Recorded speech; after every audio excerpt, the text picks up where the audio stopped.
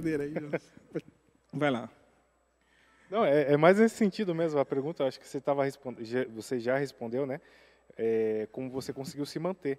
E realmente esse processo das incertezas, né? Mesmo quando você conseguiu o primeiro passo e as incertezas dos próximos, né?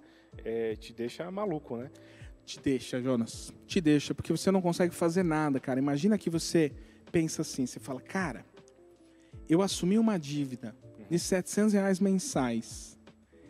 E na época eu não sei quanto que era o salário mínimo, né? Mas eu pensei, você assume uma dívida de R$700 mensais, você não tem a certeza de que você vai conseguir pagar, você não tem dinheiro para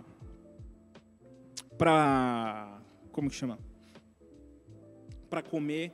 Então, chegava lá na faculdade, eu via meus colegas, tudo comendo salgado, tinha um... Na cantina, né? Não, tinha, mas lá o Mackenzie, cara, era chique. Era chique, cara. O lugar que eu fui escolher para fazer design, né? Profissão de bacana essa daí, né?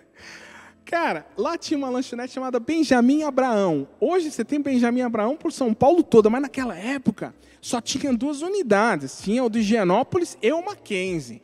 Então o pessoal, nossa, comi um salgado lá gostoso, cara. E eu passava, assim, foi um perrengue tão forte. Só para te dar um exemplo. O que acontece? O professor chegava na aula e falava, gente, ó, deixei lá na Xerox, que era no centro acadêmico, deixei uma apostila lá que vocês têm que tirar Xerox, vocês tiram Xerox, leem, tragam um resumo na próxima aula. Maravilha. A Xerox custava 50 centavos. O Rodrigo tinha 50 centavos? Cara, você não sabe como você se sente mal por não ter 50 centavos. Você fala, cara, eu não preciso de muito. Uma coisa é você não ter 700 para pagar a matrícula, né? Outra coisa é você não ter 50 centavos para pegar Xerox. Cara, e o pior, olha só. Eu fui muito abençoado. Que assim, você não tem dinheiro para pagar a faculdade, você não tem dinheiro para comprar roupa, você não tem dinheiro para nada. A roupa que eu usava para trabalhar é que o Daniel Schmeev me deu. Eu usava a roupa dada dele, camisa que ele trocou. Falou, tem umas camisas lá que estão novas, mas eu troquei o guarda-roupa, você não quer? Cara, ele me deu. E era camisa boa. O pessoal na faculdade achava que eu tinha dinheiro. Achava que eu tinha dinheiro usando roupa dada. E o pior, você tinha que bancar o bacana, porque eu sou orgulhoso, né? Então, eu chegava lá, vestido de roupa social, camisa, as camisas maravilhosas, cara, maravilhosas. E eu chegava lá e o pessoal me achava que eu era orgulhoso, que eu era metido, que eu era bacana, nariz empinado. E, na verdade, eu trabalhava, passava dificuldade, passava fome o tempo todo, não tinha R$50 para pagar uma Xerox. E aí é que vem as habilidades. Tinha uma mulher que fazia faculdade comigo. Essa mulher, ela já tinha feito uma faculdade, estava fazendo essa faculdade no tempo livre como hobby, para se distrair, não sei o quê. E, cara, ela não sabia desenhar nada. E aí eu descobri que para fazer design ninguém precisa saber desenhar, cara. Foi a pior frustração da minha vida. Cada gente grotesca no desenho. E, cara, ela precisava de desenho. E eu comecei a fazer desenho para ela e vender ela. Então ela fazia o seguinte, ó, faz esse trabalho aqui para mim e eu compro a Xerox para você. E ela comprava para mim. Esse período, assim, de 6 primeiros meses do Mackenzie foi bem pesado. Foi bem pesado. Foi luta constante, foi um aprendizado. Mas foi bom para moldar o meu caráter, cara. Foi bom para moldar o meu caráter. Foi bom para entender que, cara, se você depende de Deus, olha só quantas coisas aconteceram. São esses pontos marcantes que, às vezes, eu recordo e eu vejo como Deus foi bom comigo, cara.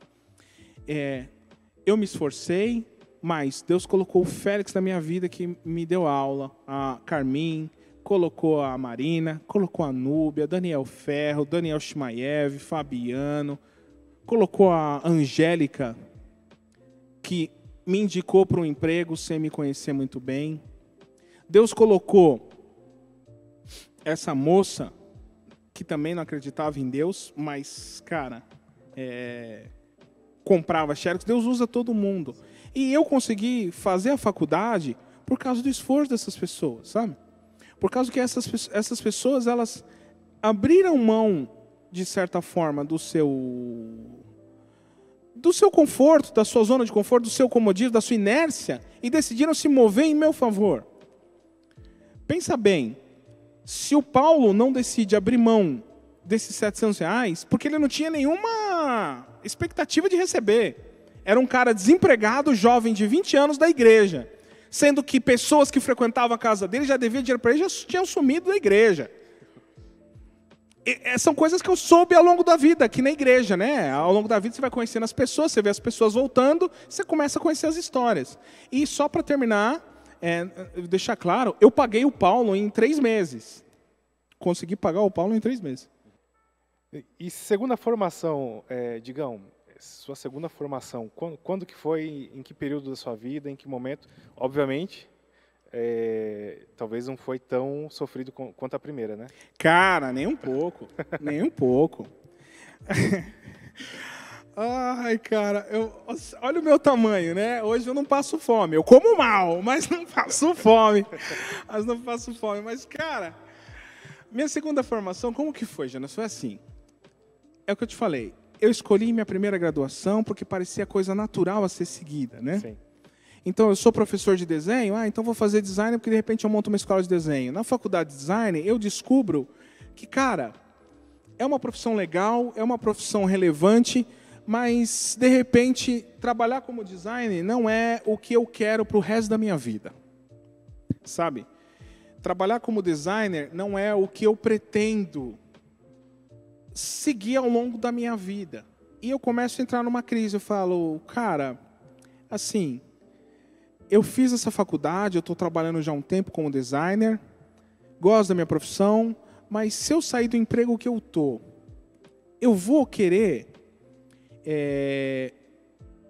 montar um estúdio de design? E se eu for trabalhar em outra empresa, qual a habilidade que eu preciso ter para que essa empresa me queira? Que é isso que eu acho que as pessoas elas têm que ter em mente. A gente vai tocando a vida como se tudo aquilo que a gente fizesse não tivesse um propósito, como se tudo aquilo que a gente fizesse não tivesse importância. Então, qual que é o problema? Quando você toma decisões como se elas não fossem muito importantes, você não tem resultados bons. O que eu quero dizer com isso? Imagina que eu escolhi o design porque era uma faculdade que eu achava que não ia ter que ler muito. Só que eu esqueci o seguinte, o que eu estou escolhendo é uma profissão, o que eu estou escolhendo é uma carreira. Quando você escolhe uma carreira, você tem que pensar, eu gostaria de exercer, de atuar nessa carreira por um período longo de tempo? Se eu ganhasse menos do que eu espero, menos do que eu estou investindo, valeria a pena seguir nessa carreira? Por que eu estou te contando isso, Jonas? Porque toda pessoa envelhece. Quando ela não morre cedo, ela envelhece. É o sentido, curso natural, né? Da vida, a gente espera, né? E aí, eu comecei a perceber o seguinte, todo ano se formam novos designers, as empresas elas procuram novos designers, e as pessoas mais jovens, quando elas entram na faculdade, elas acabam aprendendo mais. Era um ramo muito dinâmico. Era um ramo muito informal e dinâmico. Então, muitas vezes, as pessoas contratavam como designer o cara que nem tinha graduação na área. Sim. O cara não passou 4 anos como eu, estudando lá, se matando, aprendendo sobre teoria das cores, psicologia das cores, forma, sabe? Não aprendeu sobre a história do design, a história da arte, todo aspecto conceitual. O cara não aprendeu isso. O que ele faz é mexer no Photoshop, mexer no Illustrator, mexer nas ferramentas. Muito bem. E ele tem um gosto visual. Então começou a me dar frustração essa área. E eu falei, cara, eu não acho que isso é o que eu quero fazer para o resto da minha vida. Eu não acho que é o que poderia me dar alegria de trabalhar.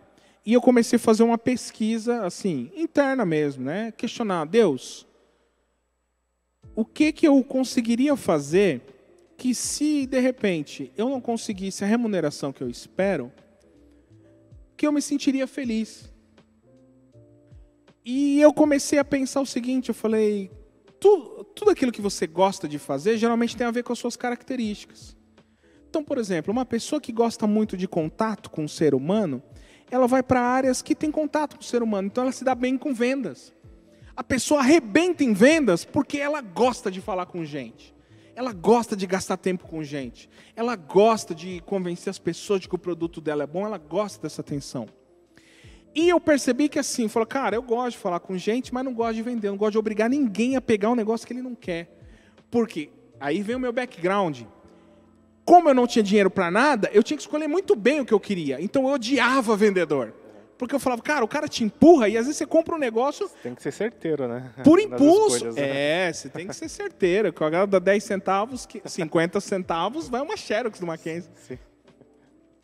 E aí, cara, eu comecei a fazer essa oração. Por isso que eu te falo que é importante a gente manter Deus na nossa vida, participando das nossas angústias. A Bíblia fala, Paulo ele fala, né? Acredito que seja Filipenses 4:6, fala que todas as nossas petições sejam conhecidas diante de Deus por orações e súplicas. Então, se a gente está angustiado, coloca diante de Deus. E nessa época eu estava preocupado, eu estava falando, Deus, eu já estou com 30 anos, na época eu já estava com 30 anos, já tinha me formado em design, estava trabalhando já na área há um bom tempo.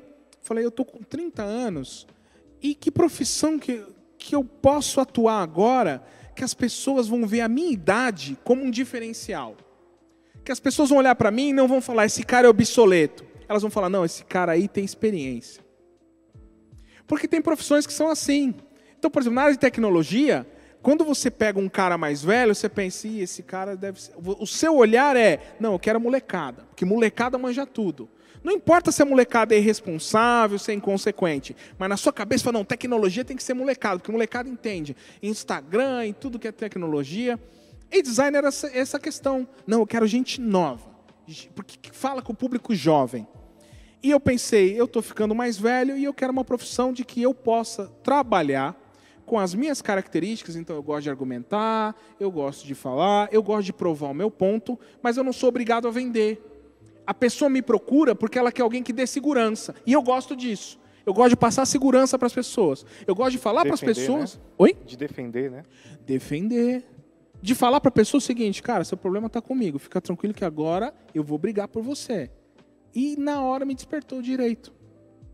Na hora eu acordei para o direito. Eu falei, cara, o direito é uma profissão que quando você olha para um advogado mais velho, você fala, esse cara tem experiência. Aí é ao contrário, né? Quanto mais velho, mais... Maturidade. Quanto mais maturidade, mais... Porque direito é coisa séria. Sim. Direito é coisa séria. Direito é uma faculdade que eu vou falar para você.